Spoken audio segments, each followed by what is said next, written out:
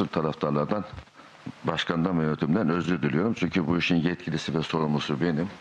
Dolayısıyla daha iyisini yapabilmek için buradayız. O gün de söyledim. Sorunları ve mazeretleri, şikayetleri söylemeden yola devam edeceğiz. Tabii durum tespitleri yapacağız dedik.